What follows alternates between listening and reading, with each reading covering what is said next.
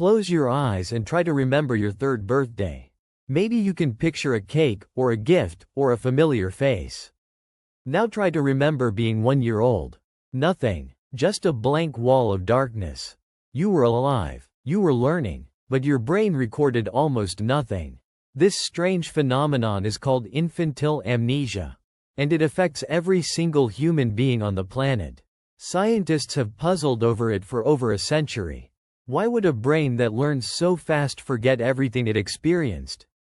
The answer involves memory, language, and the very structure of your developing brain. Your memories are stored in a region called the hippocampus. Think of it as the brain's filing cabinet for experiences. But here's the problem: in babies, the hippocampus is still under construction. Neurons are forming new connections at a staggering rate. This rapid growth actually disrupts the storage of long-term memories. It's like trying to save a file on a hard drive that's being reformatted. The data gets written, but then immediately overwritten by new growth. By age 3 or 4, the hippocampus finally matures enough to hold stable memories. But the hippocampus alone doesn't explain everything. There's a second major factor: language. Memories aren't just images, they're stories we tell ourselves. And stories require words. Before babies learn to speak, they can't organize experiences into a narrative. Without language, there's no mental framework to attach memories to. It's like trying to save a document without a file name or folder. Once children develop language, they can suddenly anchor memories in time and meaning. There's a third piece of the puzzle: the sense of self. To remember something as your experience, you need to know who you are. Babies don't have a stable self-concept until around age 2.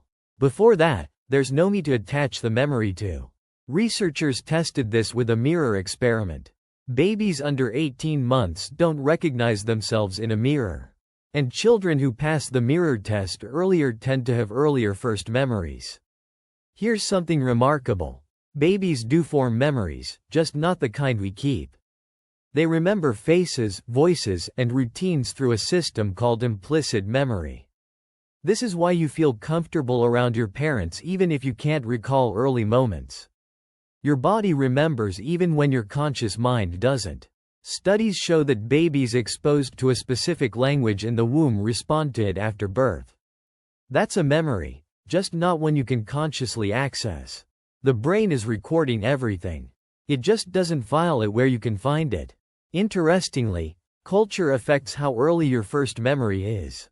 People from cultures that emphasize storytelling and personal narratives remember earlier. Maori people in New Zealand, who have a strong oral tradition, report memories from age 2.5. Western cultures average around age 3 to 3.5. So what does this mean for you? Your earliest years shaped who you are, your fears, your comfort, your attachment style. Even though you can't remember them, those experiences are written into your nervous system. The love you received, the safety you felt, the voices that soothed you, all of it left a mark. You are the sum of memories you can't even recall. And that, perhaps, is the most profound thing about being human.